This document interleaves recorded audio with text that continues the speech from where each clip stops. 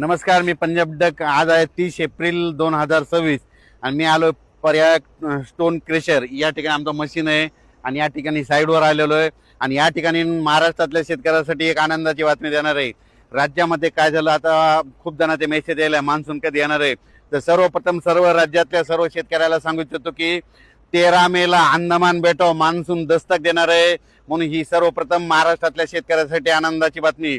13 मेला मान्सून अंदमान दस्तक देईल आणि तिथून दिल्याच्या नंतर तुम्हाला सांगतो 13-14 पर्यंत 2-3 दिवस तिथं पडल्याच्या नंतर 10 दिवस केरळला यायला लागतात न ते 25-26 पर्यंत केरळ पर्यंत येईल आणि तिथून 10 दिवस म्हणजे 7-8 जूनला महाराष्ट्रात मान्सून दाखल होण्याचे चान्सेस म्हणजे चिन्ह दिसत आहेत. म्हणून ही सर्वप्रथम शेतकऱ्याची आनंदाची बातमी.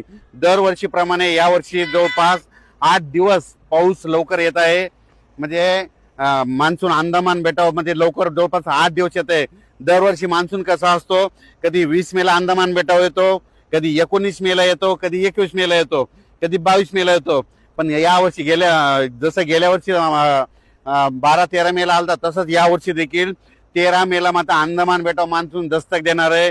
म्हणून ही सर्वप्रथम महाराष्ट्रासाठी, देशासाठी, आंध्र प्रदेश, तामिळनाडू, कर्नाटक, केरळ, महाराष्ट्र या राज्यासाठी आनंदाची बातमी. म्हणून शेतकऱ्यांनी आता तुम्हाला सांगतो 36-37 दिवस पाऊस राहिलाय. तुम्ही शेतीचे कामे करून घ्या, कारण की राज्यात मान्सूनसाठी म्हणजे अंदमान बेटावर बंगालच्या खाडीमध्ये चांगलं पोषक वातावरण तयार होत आहे. नसता तुम्हाला एक सांगू इच्छितो 20 मे पर्यंत ते वातावरण तयार होत नसतं. पण यावर्षी जवळपास न काय होणार आहे, 10 मे पासून तिथं हालचाली चालू होणार आहे आणि 13 मेला मात्र अंदमान बेटावर मान्सून दस्तक देईल, मान्सून दाखल होणार. म्हणून ही सर्वप्रथम शेतकऱ्यासाठी आनंदाची बातमी. तिथून पुढचा प्रवास कसा राहील हे तुम्हाला मी अंदाजामध्ये सांगणार आहे. म्हणून हे देखील सर्व शेतकऱ्यांनी लक्षात येतं. राज्यात मात्र आता सध्या जवळपास 10-12 दिवस तीव्र उन्हाची लाट राहणार आहे, उन्हाचा पारा राहणार आहे. म्हणून शेतकऱ्यांनी स्वतःची काळजी घ्यायची, पाळीव प्राण्याची घ्यायची, पशुधनाची घ्यायची. म्हणून हे देखील सर्व शेतकऱ्यांनी लक्षात घ्यायचं. आणि त्याच्यानंतर एक महाराष्ट्रातल्या शेतकऱ्याला बरेच फोन आले, ऊस उत्पादक शेतकऱ्याचे फोन आले की अवकाळी एखादा मे मध्ये येणार आहे का. तर तुम्हाला सांगू इच्छितो मे मध्ये देखील काय होणार आहे, एक अवकाळी येणार आहे, पण ते काही भागातच पडणार आहे.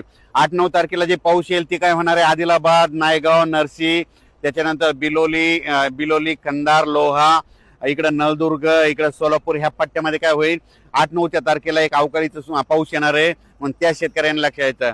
त्याच्यानंतर तुम्हाला सांगू इच्छितो 12-13-14 दरम्यान देखील एक अवकाळी येणार आहे, पण ते काही भागातच पडणार आहे, सर्वदूर पडणार नाही. म्हणून हे देखील लक्षात येतं.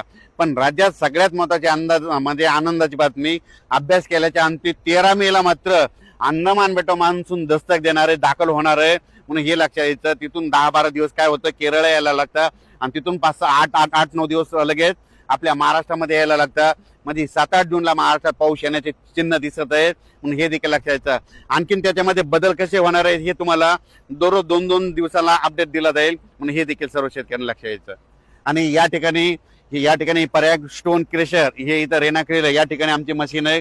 या ठिकाणी आलेलो आहे, मुद्दाम या साईडवर आलो. या ठिकाणून मुद्दाम होऊन आल्याच्या नंतर महाराष्ट्रातल्या शेतकऱ्याला एक अंदाज दिलाय.